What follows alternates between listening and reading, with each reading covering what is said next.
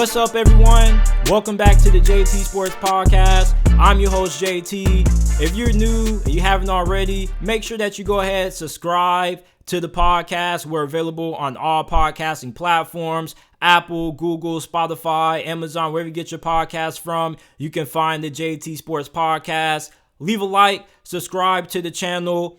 On this episode, we're going to be talking some college football. I know it's been a while. We had to cover the NFL draft and NFL free agency, but we're back talking college ball. I'm going to be explaining to you guys why I think Florida State is ready to make a statement this upcoming season.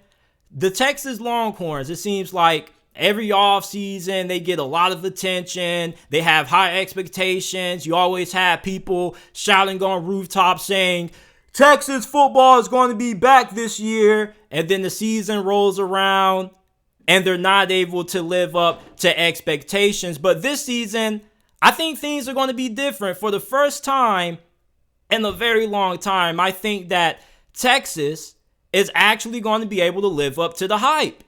I'm also going to be talking to you guys about why I think Texas A&M is going to bounce back this season. They went 5-7 in 2022. It was a really disappointing year, but I think they're going to bounce back in a major way. Let's start off talking about Florida State, man. FSU under Mike Norvell has come a very long way. And prior to last season, things were looking really gloomy in the city of Tallahassee. They lost to Jacksonville State a couple of years ago. I still remember that game like it was yesterday, and they didn't get cheated by the refs. Jacksonville State, an FCS opponent, beat Florida State at home, fair and square. And then after Jacksonville State won, you know what they did? They went into the middle of Doak Campbell Stadium and they planted their flag in the middle of Florida State's field. And then everybody was starting to question Mike Norvell. They was like, oh my goodness, we whiffed on hiring Mike Norvell. We got to move on from him. And last season, around this time, I came on here and said that I expected Florida State to win at least 8 games or more. And surprisingly, a lot of Florida State fans did not share my optimism. And the reason why I was so surprised is because I'm a Miami Hurricane fan.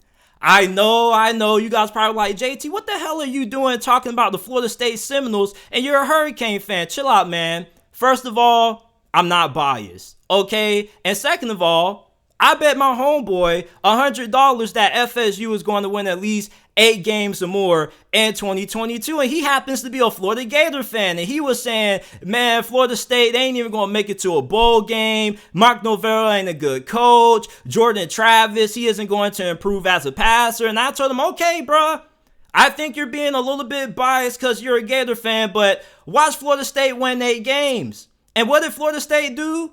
They didn't win just 8 games. They won 10 games. And for Florida State, man, I think that this is the best team in the ACC going into the upcoming college football season. You may be like, man, JT, what about Clemson? You remember what Ric Flair used to say? To be the man, you have to beat the man. And that is true, but trust me, I believe it's coming. Clemson, they beat FSU last year, but I have a really strong feeling that Florida State is going to knock off Clemson this year. This is probably the most talented Florida State team that we've seen in a very long time. And coming from a Miami Hurricane fan, I'm going to keep it 100 with y'all boys. I'm a little jealous.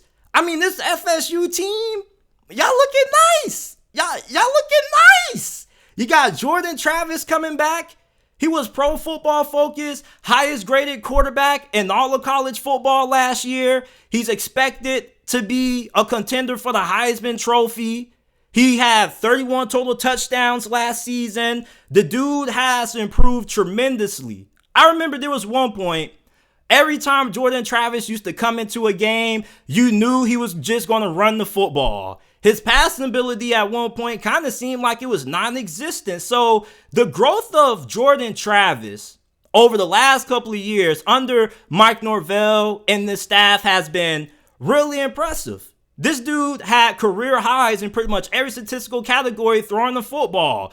Completed 64% of his passes. He threw 24 touchdowns, only had 5 interceptions. He threw for 3,214 passing yards. And we already know how dynamic he is when he decides to tuck the football and run.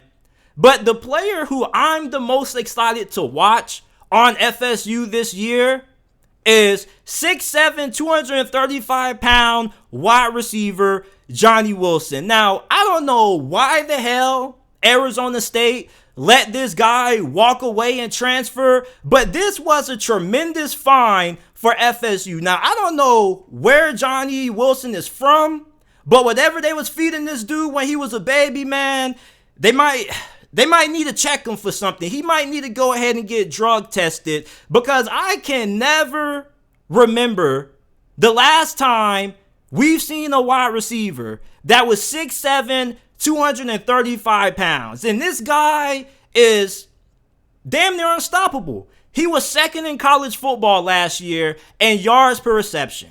And he's only going to get better. Like, how do you defend this if you're a cornerback?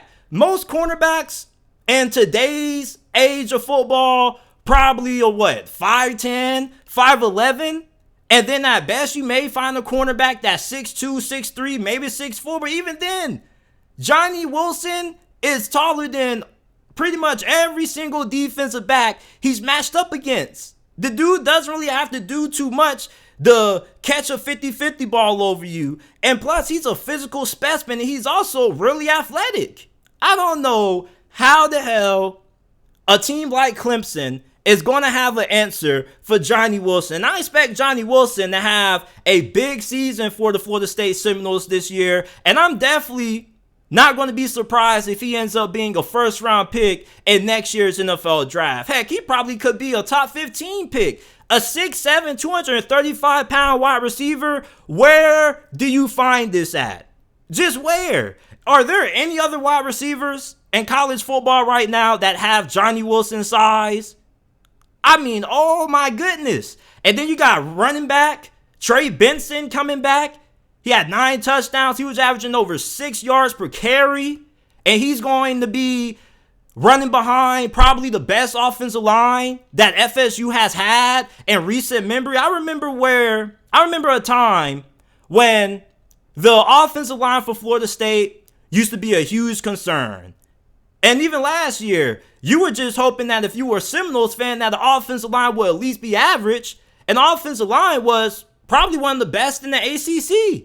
And going into this year, with the offensive line that you bring back, with the offensive linemen that you have returning, and the guys who you're bringing in from the transfer portal, this offensive line is probably going to be the best in the ACC.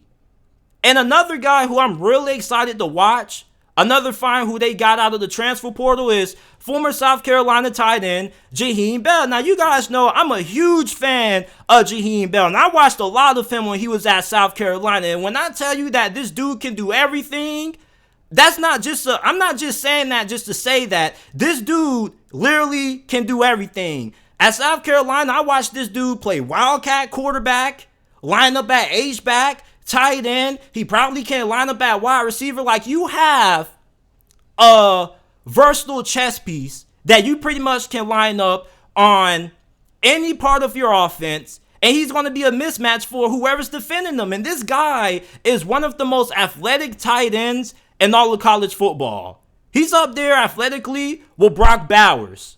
And then you also were able to get one of the best cornerbacks in this transfer portal cycle, and Fentrell Cypress, who transfers from the University of Virginia. He's going to be a big boost to that secondary. And this is a defense that returns 94% of the production that they had from last year. This FSU team, man, I think they're legit this year, and I think they're going to make a statement this season. You know, we always ask, when is Miami going to be back? When is Texas going to be back? We need to be asking ourselves, is Florida State going to return to the ranks of the college football elite? Because it sure looks like it right now. And if you're a Clemson fan, I know you still have your chest poked out because FSU still hasn't beaten you yet. and hasn't taken the title away from you as the kings of the ACC. But trust me, it's coming. And the thing that FSU is doing that Dabo Swinney refuses to do is utilizing the transfer portal. Now, he went out and he got Garrett Riley, but what's the use of getting an offensive coordinator if you're not going to give him the necessary pieces needed for him to execute his offense at a high level? I mean, right now, FSU, in my opinion, not only is the best team in the ACC, but I'm picking them to win the ACC. And remind you, I'm a Miami Hurricane fan, okay? And I've won a lot of money betting on Florida State football. Now, I'm never going to put my money on Miami, not until they prove to me that they're capable of not losing to a Middle Tennessee State and actually showing me that they can actually play like, you know, they're actually a Power 5 football program or, you know, a legit blue blood program, which a lot of Miami fans be quick to tell you about the history, quick to tell you about what they won in the 80s, 90s, and the early 2000s. But what the hell have they won in the last decade? Absolutely nothing. So for Florida State, man, you're in a very good position to grab the ACC conference by the throat. And when you play Clemson, look, when you played Clemson last season, okay, Clemson pretty much had you beat. Clemson pretty much was the more talented football team, but now you've caught up to Clemson. All right, Clemson has gotten too complacent. They got too comfortable. You want to know why Clemson got so comfortable? Because the ACC for the last couple of years has pretty much been a joke. And these Florida schools have not been able to get their act right. Miami still can't get it right, even with Mario Cristobal. But FSU, they're cracking the code. And last season, you can say, well, JT, Florida State didn't have the toughest schedule. Okay, cool. But I mean, they still won 10 games. That's something. What did they do the season before that? They weren't all that great. They were losing to Jacksonville State. Remember that. Remember how far FSU has come. They've went from losing to Jacksonville State to being pretty much my favorite to win the ACC, and even Vegas kind of has Florida State as a favorite to win the ACC. And the reason why I say kind is because it kind of keeps fluctuating. One day, some odds makers will have Florida State as the favorite to win the ACC, and then you wake up the next morning and all of a sudden Clemson's the favorite to win the ACC. But when you look at this Florida State roster going into this season, I don't know how you can't be excited if you're a Noles fan, because this is one of the most talented Florida State teams that we've seen in a very long time, and I believe they can do some damage this year. You got edge rusher Jared Verse coming back. He could have been a first-round pick in this past year's draft, but he decided to come back, and now he's getting talked about going potentially in the top 10 of the 2024 NFL draft. You have defensive tackle Fabian Lovett, one of the better interior defensive linemen in the nation. Your linebacker core is really good, and your secondary is going to be really good. Also, like, this Florida State team going into this year, honestly, pretty much has no flaws or no considerable holes to worry about. This offensive line is going to be the best it's been in years. You have a star quarterback in Jordan Travis. Like, these were all things that we were questioning going into 2022. And a year later, all these things are strengths. And they had the 6th best transfer portal class according to 24/7 Sports. And they returned the majority of their best players from last season. Now, they had a couple of guys who ended up graduating and leaving for the NFL draft, but for the most part, this is pretty much the same team from last year. Now, they play LSU week 1, and that's going to be a really big game because LSU is pretty much in a similar situation that Florida State's in right now. They took everybody by surprise last year with how good they were year 1 under Brian Kelly, making it to the SEC championship game. They have a lot of momentum going into this upcoming season. And they're also a team who's also looking to get back to the ranks of the college football elite. And then you got to play Clemson on the road. And that pretty much is going to be the game that's going to tell us everything that we need to know about where Florida State is as a program, because we're going to judge how successful Florida State is this season largely based on if they're going to be able to beat Clemson and if they're going to be able to win the ACC. And right now, if I was a betting man, I would have all my money on the Florida State Seminoles winning the ACC. And I have no problem saying that being the Miami Hurricane fan. As a matter of fact, I have a strong feeling that y'all probably going to beat us. Okay? And, I hope that Miami ends up smacking y'all. You get what I'm saying? Like, I'm rooting for y'all, but I'm not rooting for y'all when y'all play the Miami Hurricanes. But I'm going to be watching you guys very closely this year. You want to know why? Because I'm going to be right across the street from y'all boys. I'm going to be transferring to FAMU. I'm going to be in the hills. So I'm going to stop by, catch me a couple Seminole games. And if you guys spot me at Doak Campbell Stadium, say what's up. Maybe take a picture with me or something like that. I love engaging with y'all. But Florida State, man, y'all done came a long way. Y'all went from having a school called Jacksonville State planting their flag in the middle of y'all stadium to now being talked about not only winning the ACC, but potentially making it to the college football playoffs. Do you know the last time we saw Florida State playing the college football playoffs? It was the first time it was introduced when they lost to Oregon. That's how long it's been since FSU has been in the national spotlight. And everybody I know is already hopping on the FSU bandwagon. But just remember, we kind of already saw this coming last year. Florida State, man, these boys look like they're about to put the college football world on notice. And they're about to let everybody know that the Florida State Seminoles are back. And I think that this is going to be their statement year. They have a lot of talent returning. You bring in even more talent through the transfer portal. And with Clemson, their inability to develop offensive linemen and to get better receivers, I think that's going to hurt them. And after FSU gets them smacking Clemson around this year, I think Dabo Swinney's going to get a dose of reality, and I think he's going to end up getting humbled a little bit. And once that happens, I think you're going to start seeing Dabo Swinney and Clemson utilizing the transfer portal, because eventually they're going to get tired of getting smacked around by FSU, and they're going to have to find a way to come out with a counterpunch. And that counterpunch is going to be Dabo Swinney swallowing his pride, gulp, and hitting that transfer portal.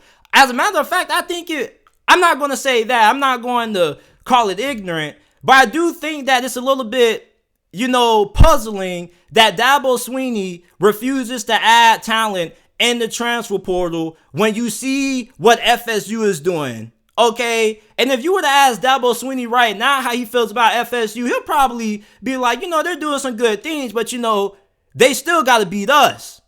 That's coming. Trust me. Okay?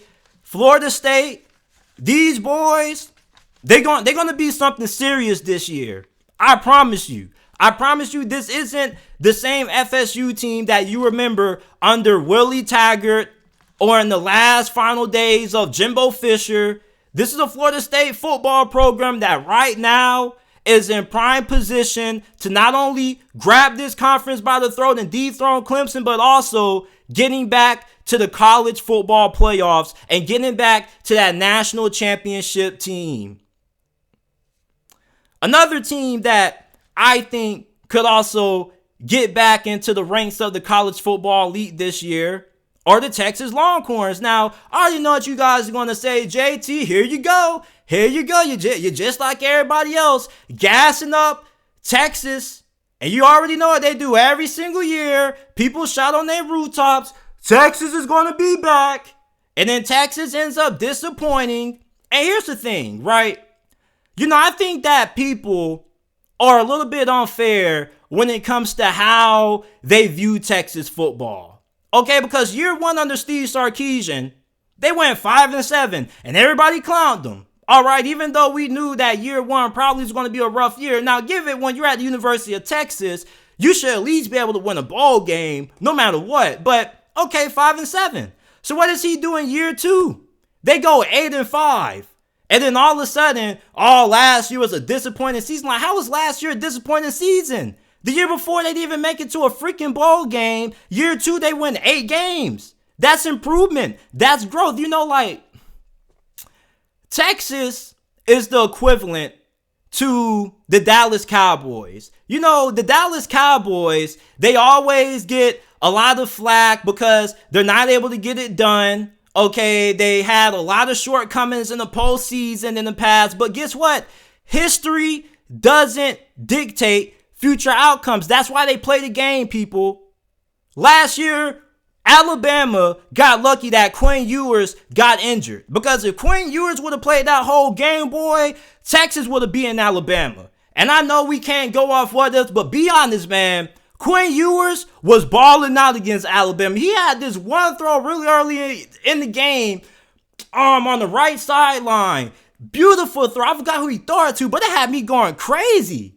And you got people saying Quinn Ewers is overrated. Bruh, Quinn Ewers was playing in his first season. Not just that, but Texas, for the most part, had a fairly young team. So I don't really get how people keep saying last year's Texas team was overhyped. I think that last year's Texas team kind of met expectations. I mean, you're expecting a team that's starting a good amount of freshman offensive linemen and a good amount of young players on both sides of the football to be able to compete for a championship. I mean, come on. Some of you guys are a little bit unfair when it comes to how you talk about Texas football. Listen, I get it. This is a team that you kind of get tired of hearing about being good every single year and not living up to it. But if there was a year for Texas to actually live up to the hype, this is it. This is one of the most talented rosters that we've seen Texas have in a very long time. And Urban Meyer, on a podcast that he does for On3, literally came out and said that he thinks this is the most talented roster in all of college football. Now, I still think that Georgia has the most talented roster in college football. Then I'll have Ohio State behind them. And then I'll probably have Texas somewhere in the top 3, maybe top 5. You probably could switch them around with a couple of teams. But this Texas team is absolutely stacked. Did you see Quinn Ewers in the spring game? Quinn Ewers looked like a completely different quarterback. And he wasn't bad last season. I thought he was pretty solid. I think the problem with Quinn Ewers was that he was too inconsistent. He was too erratic. His accuracy at times wasn't that great. His decision making sometimes made you go, bro, why would you throw that there? Did you not see, bro, there? But I think Quinn Ewers is going to be in for a breakout season. And not only is he going to take a big leap, but this offensive line is going to take a big leap. I don't know if you guys know this, but their offensive line class from their 2022 recruiting cycle, according to ESPN, was the best in college football. I think their offensive line coach won Big 12 Recruiter of the Year, if I'm not mistaken. So this offensive line should be really good this year. Their wide receiver room is one of the best in the nation. You got Xavier Worthy, who probably is the second best wide receiver in college football behind Marvin Harrison. You got Isaiah Nayer, transferred from Wyoming. Some of you guys may not know of him because he hasn't suited up in an official game for the Longhorns because last year he got injured before the season started. But this year he's going to be healthy and he's going to add to the talent that they have at wide receiver. They got Georgia transfer A.D. Mitchell. You got Jordan Whittington who returns. Like, this receiving core is absolutely stacked. Now, I know they lost B. John Robinson, and that is going to be a pretty significant loss. But I think that Jonathan Brooks, Jaden Blue, they're going to be able to get the job done now. Are they going to be able to match the production and the talent of B. John Robinson? Probably not, but I don't think they're going to be too far of a drop-off, especially with the offensive line improving. But this defense should be really good.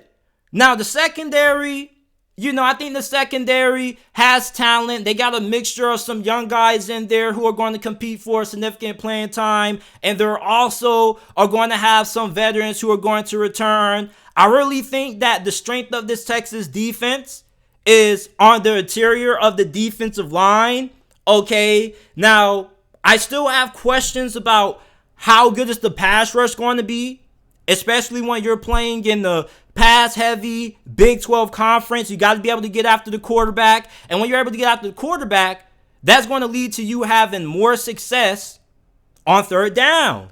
They also added former Arkansas safety, Jalen Catalon. He was one of the best safeties in the whole entire nation last season, even though he didn't really play, but he was talked about being one of the best in college football. He just wasn't able to stay healthy, so he's going to come to Texas, and I think that he's going to have a pretty big impact on this defense. This was somebody who was voted as a team captain for Arkansas. He was regarded as one of the best in his position in that conference. So him going to Texas is going to be a major boost to this secondary. And plus, when you look at a Big 12 conference, I mean, how is it crazy to say that Texas is going to win it?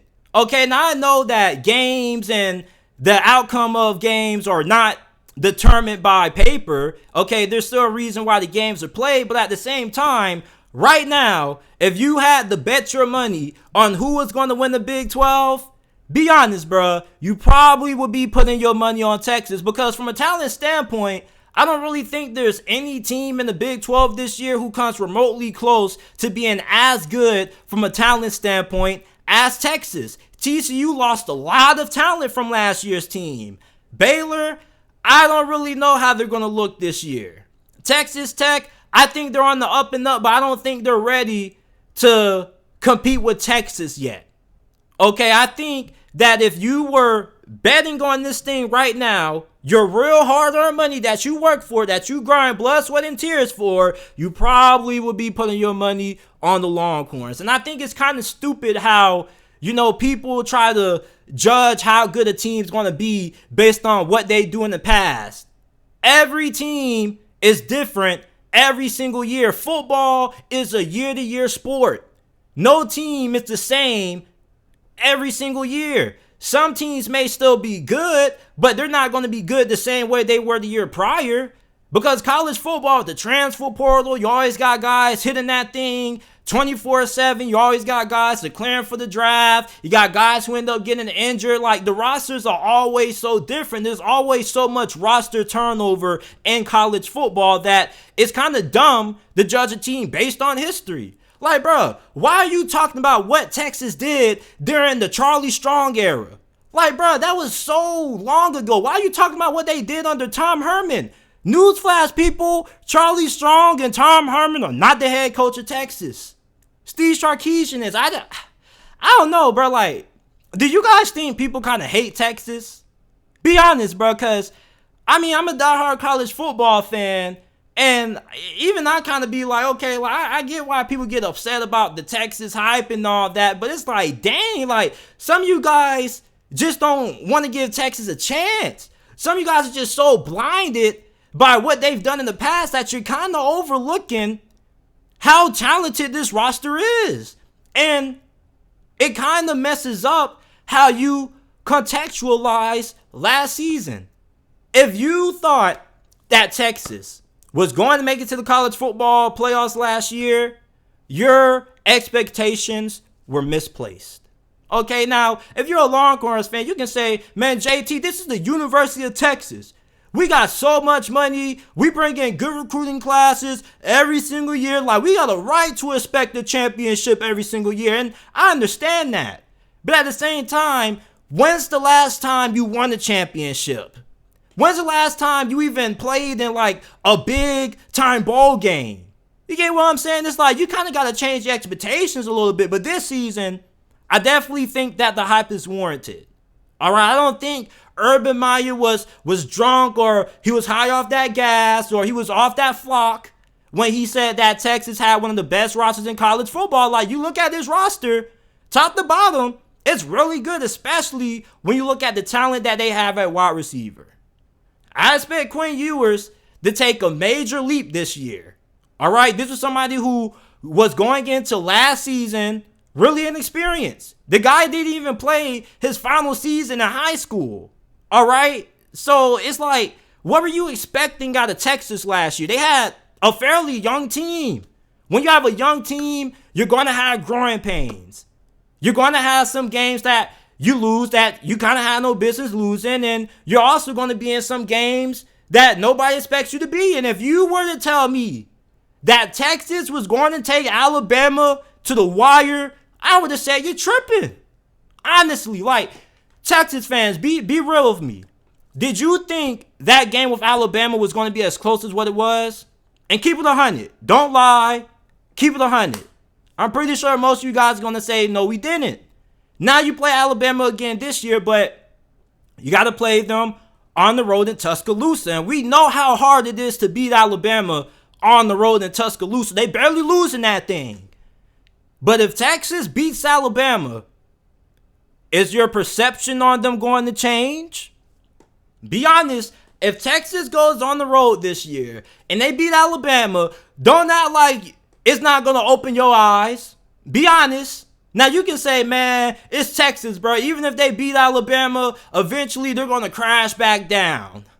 Okay, I still think you're a little bit of a hater, but okay, I can understand that. But boy, if they beat Alabama, everybody's going to be talking about it. And don't act like you ain't going to be close to hopping on that hype train. But Texas this year, man, they definitely have all of the pieces to live up to the high expectations that people have in place for them. Will Texas win the Big 12? I'm pretty sure they will. I don't really think there's a team in this conference that even comes close to Texas from a talent standpoint. Now, while we're on Texas, let's talk about another team in the state of Texas, Texas A&M. Now, Texas A&M fans, y'all up? I got to make sure y'all up in there because normally every offseason, y'all be talking a lot of noise about, man, this is the year, man. We dark horse college football playoff contenders every single season. Like, we get mad at Texas fans every offseason for screaming, Texas is going to be back. The Longhorns are going to be back. But yet, why we don't keep this same energy with Texas A&M fans? Because for the last couple of years, I've been hearing a lot of talk about how Texas A&M is going to be a dark horse college football playoff contender and how it's finally going to be the year they get in. They finally break through. Well, last year it happened, and boy, shit hit the fan, boy, real fast. Like, real fast. They lost to Appalachian State. Yeah, I ain't forget about that. Y'all paid Appalachian State $1.5 million to kick y'all butt. And not only that, they kind of dominated y'all. Now, I don't care what the final box score says. If you watch that game, you would know that Appalachian State kind of gave it to Texas A&M. Like, they only had 2 offensive possessions in that whole entire game inside of Appalachian State territory. Go back and watch that game. I promise to you. And then they kind of bounced back. They beat Miami. They got out to a 3-1 start. Well, after they got out to a 3-1 start, ooh, things got ugly. Boy, they lost 6 straight. Haynes King wasn't good. Max Johnson got injured. And then my guy, Quinn Ewers, came in. And I thought he did a pretty good job as a true freshman last season. Now, his worst game was against Auburn. I ain't going to hold you like against Auburn. He didn't look good.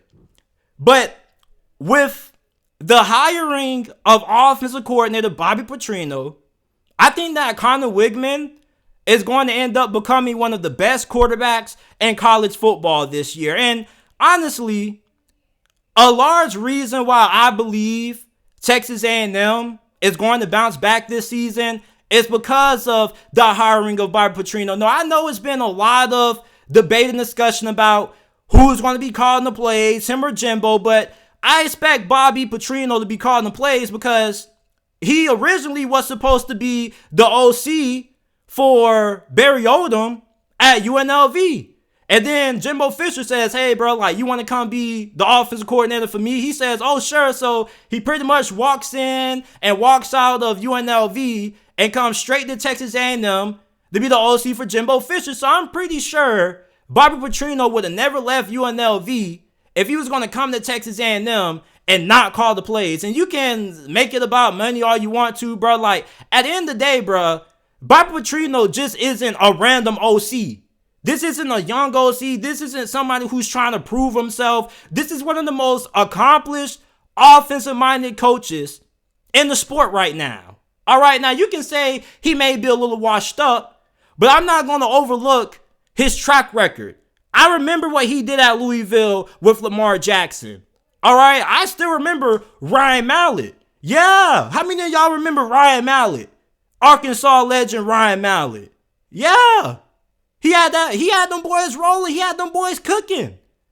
I think this offense, with Bobby Petrino calling the plays, is going to be the most explosive offense that we've seen out of Texas A&M in a very long time. Like, Jimbo Fisher, yes, he is an overrated head coach, but I don't think he's a crappy head coach. I just think that eventually you get to a point where the game kind of starts to pass you by.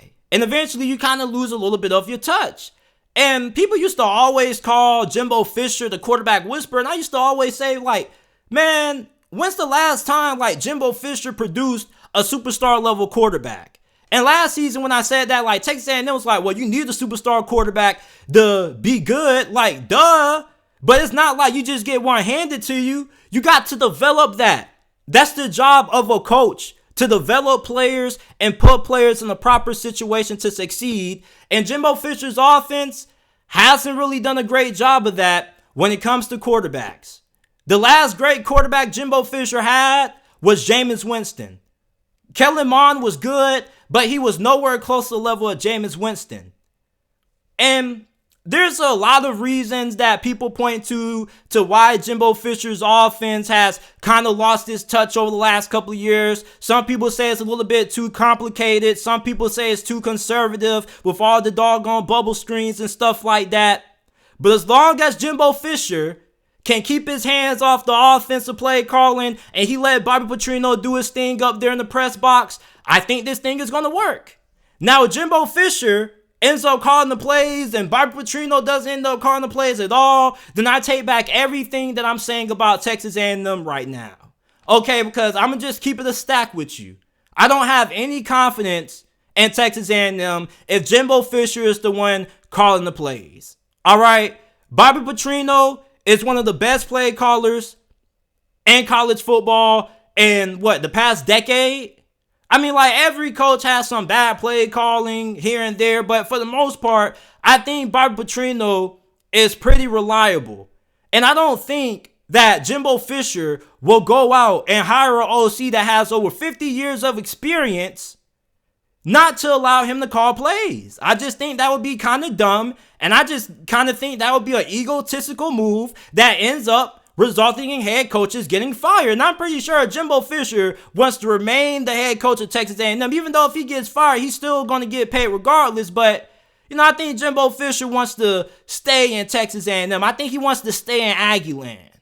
All right, now, word on the street, and this is a word on the street, a lot of Texas A&M fans say that Jimbo Fisher was kind of giving an ultimatum. Now, once again, I'm going to say this is a rumor. Some people say that the upper-ups above Jimbo Fisher, the people who cut his check, kind of said, hey, bro, like, you better hire an offensive coordinator unless you want to get that pink slip. So he ended up going ahead and getting one of the most experienced offensive coordinators he can get. And when you look at the talent that Texas A&M has on offense, I mean, they're loaded. Their wide receiver room is pretty good. Their top 3 receivers from last year all returned. Evan Stewart, Moose Muhammad, Anaya Smith. You had Noah Thomas, who had a fantastic spring. He should be in for a breakout season. He was a 4-star receiver coming out of that 2022 recruiting cycle. This dude is 6'5", 195 pounds. With the arm that Connor Wigman has, this dude should be a really big part of generating the explosive plays in the passing game. And that's the thing that you're looking for if you're an A&M fan. Like, over the last 2 seasons, you struggled to generate big plays. Like, I think you ranked near the bottom of college football and passing plays or explosive plays for more than 20 yards. So for Bobby Petrino, you're going to give him a really good receiver room to work with We already know they lost Devin A-Chain, who pretty much was one of the best things to watch about Texas A&M last season other than the defense. But Texas A&M does a pretty good job recruiting the running back position. So I don't think it's going to be a huge drop-off there. Now, this defense, I'm not really concerned about the defense. Yes, I know that their run defense wasn't good and they did struggle to get pressure on the quarterback. But I expect both of those things to improve. When I look at Texas A&M's run defense, I think it was more so like poor execution, guys not filling the holes, guys not really filling those gaps. I think this season that should improve. The linebacker unit should improve. And when you look at this secondary, I mean, everybody talks about how talented Alabama's secondary is going into this year. Texas A&M secondary, I think, is almost as good. And I do say almost. I'm not going to say as good because Alabama has some dogs in their secondary, but I don't think Texas A&M is too far off. You got Tyreek Chappelle. You have Tony Grimes transfer from UNC. You got a really good group of safeties. Your defensive line, you got Shamar Turner, Walter Nolan. I mean, this is a really good defense. My only concern really is the linebacker unit. And I'm not really worried about the defense. Like, their defense last year could have been a lot better if their offense wasn't going 3 and out or wasn't having costly turnovers and just was inefficient. Like, a lot of people tend to forget this, but the key to having success on defense is by having an offense that complements you. If your offense is constantly turning the football over, putting you in bad field position, or going 3 and out, like imagine being a defensive tackle, right? You get a stop right after, an 8 to 9 play drive, and you finally get a team to punt the ball, and then you just get done getting a sip of that Gatorade, and all of a sudden you got to go right back on the field because your offense just went 3 and out after you just got to stop. So imagine that. Of course, your defense is going to end up not being as good as what it possibly could be because they're going to be on the field for more plays than what they should be. I think that's kind of common sense. I think we can all agree with that, right? So with the offense improving, the defense should improve because the defense isn't going to be on the field as much unless they're running like a Tennessee kind of offense, which I doubt that's going to happen. But for the most part, this defense, I think, is going to be really good. And as long as Bobby Petrino is able to do his thing and Jimbo Fisher isn't meddling and lets the dude call the plays, I think that Texas A&M is going to bounce back. I really love Connor Wigman. Like, when I watch him, he kind of reminds me of Dak Prescott, but with a way stronger arm. I mean, in that Texas A&M spring game, I know it's a spring game, but Connor Wigman was making some really nice throws and some really NFL level throws. Like, he was making throws in the tight windows. I was really impressed with what I saw out of Connor Wigman, not just in the spring game, but in a few games that he started in last year. I think that this guy has a lot of potential. But Texas A&M, if Bobby Petrino is able to, call the plays and run the offense with little to no interference with Jimbo Fisher, I think Texas A&M should be able to win 7 to 10 games this season. Now, last year, I didn't even have Texas A&M making it to a bowl game. Just keeping it stacked. Now, a little bit of that was me wanting to stick it to some of you Texas A&M fans because some of you Texas A&M fans kind of blow me. Like, I'm just keeping it being like, it was one person I was going back and forth talking about some, you don't know nothing about football. Like, Jimbo Fisher hasn't had this. He hasn't had that. Like, bruh, he is a head coach. He recruits these guys. And now we got NIL, so now you pretty much can pay the best players out of high school to come play for you. So it's like, stop telling me what he didn't have. Stop blaming it on injuries, bro. At the end of the day, bro, Jimbo Fisher has been unable to develop a good, competent quarterback since Jameis Winston. And if you want to use Kellen Mond, okay, but Jimbo Fisher kind of is a little bit of the reason why Texas A&M season went the way it did last year. Not even kind of. He was the full reason why it went the way that it did last year, because going into last year, Texas A&M, according to 247 Sports Team Talent Composite Ranking, had the 4th most talented roster in America. You can say, well, JT, we didn't have depth. We didn't have this, bruh. If you're a good coach, you find a way to get it done. So this year, no excuses. All right? If Jimbo Fisher lets Bobby Petrino cook, I think things are going to work out pretty well in Texas A&M's favor. And with how talented they are, it's like there's not really a single game that you can look on their schedule and say they don't have a chance at winning. Honestly, like I truthfully believe that they could go in and beat Alabama this season. Like I think that this is the most skeptical I've ever been about Alabama going into a season. Like normally, Alabama, you look at their quarterback position, you kind of already know who the guy's going to be, and you already know that he's going to be pretty good. But this year, you don't really know what the hell you're going to get out of the quarterback position. So for Texas A&M, man, like you talk about a team that's kind of being a little bit overlooked. This was a team that prior to last season, everybody always used to gas up and be like, oh man, like Texas A&M is going to be a dark horse playoff contender. And now all of a sudden they go 5-7, and then people kind of just throwing them to the woods and forgot about them. I ain't forget about y'all. Y'all had a down year. You know, Jimbo Fisher needed a little bit of that humble pie. And even then, we're still waiting to see if he truthfully is going to hand the play calling duties off to Bobby Petrino. But this Texas A&M team, from a talent standpoint, I think they're really good. Their offensive line is one of the best in the SEC. They got a veteran group. They have a lot of guys who are going to be playing this season, who soon will be playing on Sundays. You got a really good group of receivers. You got a good quarterback. Jimbo Fisher on National Signing Day, when Connor Wigman had signed his letter of intent, and he was talking about Connor Wigman, he was like, he believed that Connor Wigman was the best quarterback out of that whole entire class. And he wasn't being biased. Like, he truthfully believed that. And I believe him. Like, with the money that Texas A&M be dishing out to these recruits, I'm pretty sure they could have gotten any quarterback they wanted. Most of them. I think Texas A&M is going to bounce back. I mean, if this offense ends up being better under Bobby Petrino, then truthfully, like, what game can you look at on Texas A&M's schedule and say, hey, nah, they're not going to beat that team? I mean, they have one of the most talented rosters in college football. The only thing that has held them back kind of has been Jimbo Fisher and his lackluster offense. So with Bobby Petrino, as long as Bobby Petrino is able to get handed the keys to the Lamborghini, I think Texas A&M should be winning 7 games minimum, 10, maybe 11 games max. Hell, maybe they could go to the SEC championship. Like, that's how good I believe Texas A&M's team is this year. I really think the only question mark with Texas A&M is going to be the coaching. Are Bobby Petrino and Jimbo Fisher going to get along? Are they going to be able to coexist? I believe they're going to find a way to make it work. All right. I think Texas A&M is going to be back in 2023.